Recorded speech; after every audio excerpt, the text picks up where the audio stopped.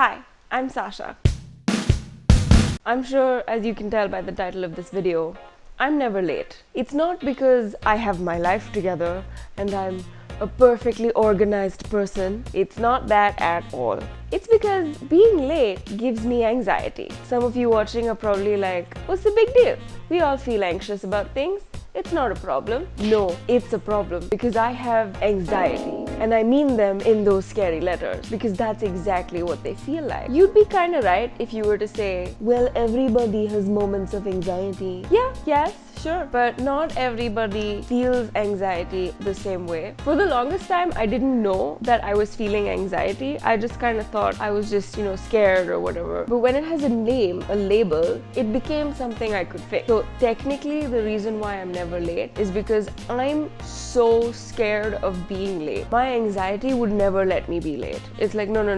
That can't happen. It won't happen. Just no, not at all. So my experience with anxiety is twofold. There's a physical experience and there's an emotional experience. So let's pick a scenario. I have a doctor's appointment tomorrow at 11 a.m. Say the clinic is about 20 minutes away from me. The day before is when I'll start feeling anxious about it. So my brain starts doing the math the night before. It's like, okay, you have a doctor's appointment at 11 o'clock. So you need to give yourself an hour to get ready so that you can leave on time. You need to give yourself 20 minutes of commute time. And get this, my brain will tell me you have to keep a 15-minute window so that there's no possibility that you will be late. That if everything goes wrong, you have a 15-minute window and nothing is going to happen, you won't be late. I bet a lot of you are now quite confused and are like, Sasha, you're very crazy. Why do you care so much? What's the big deal? Like, what happens if you're late? This is the part that's hard to explain. In reality, what's the worst that could happen? I miss my appointment, I have to reschedule. That's the worst thing that could happen. Anxiety is like this weird monster that just kind of envelops your whole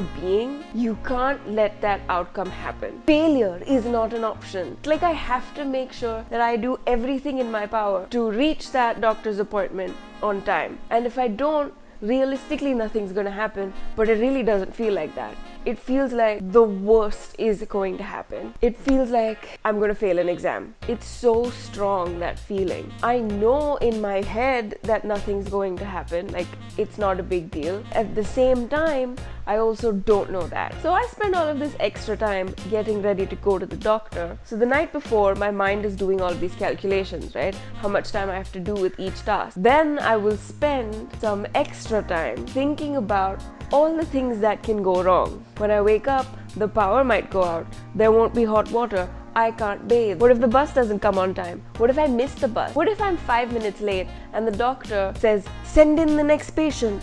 And I have to wait till he sees this patient first and then sees me, and then I have to wait until after this patient gets seen, and then I will get seen, and then he'll be free to see me, and then everything else in my day is going to get pushed back because of that one doctor's appointment. Are you beginning to see my thought process here? It's not rational. None of it is rational thinking. I mean, I know that the thought process doesn't make sense. I know that I'm completely nuts here, but it doesn't make the feeling go away. And honestly, I would find it so much easier to plan all of this and actually not be late if I didn't spend so much time worrying about not being late. It's this weird cycle of anxiety. So yeah, I'm never ever late to anything because my body genuinely believes that the world will end. If this already seems like a stressful process to you, I haven't even gotten to the anxiety attack.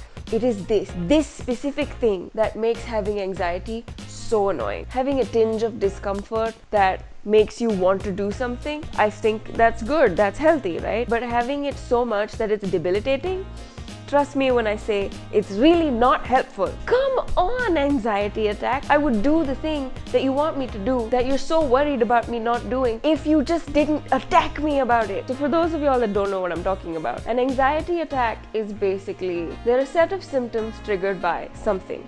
Now I'm just gonna go to WebMD and copy paste the symptoms because I know y'all and y'all ain't gonna Google it. I can't speak for everybody, but I can tell you what an anxiety attack is for me personally. So say I'm going to meet my friend for lunch and the possibility that I'm going to be late is very real. Say I'm literally 5 minutes late and I'm standing outside the restaurant. This is a good example of my anxiety attack will be triggered by this event. I'm having this reaction because things have not gone according to plan. So what will start to happen for me? I will start to feel a little bit of discomfort right in the middle of my chest. Most people feel anxiety in their stomach. I don't. I feel it a little higher. It kind of feels like my heart has just dropped, like a little lower. Something in my body has just moved. It's just sunk.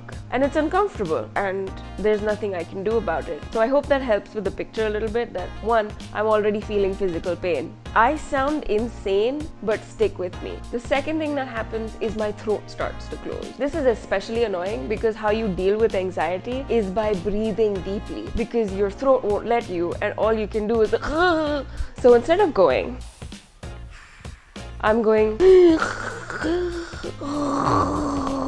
After that happens, usually the nausea sets in. That's, I think, my stomach symptom. I cannot think of food. This is really annoying because food is comforting to me. I think food is comforting for everybody. You're not feeling good, so you eat some snack and then you feel great. But I can't eat, so I can't fix it. I think that's it for like my major symptoms. Emotionally, it's a roller coaster. It's like I spin the wheel of emotions. Emotionally and in my head, this is what happens. I start off with my thoughts racing. Everything horrible that I've ever done, everything horrible that's ever happened because I was late to something is now playing through in my head at the speed of light. And it's not my life that's flashing before my eyes, it's my mistakes. So while that's happening, one of two things will happen. I will either start to cry or get incredibly angry, because whenever I feel vulnerable, my body thinks you can only go or why am I like this? So yeah, after that my body it'll just kind of detach from itself. I'm technically not there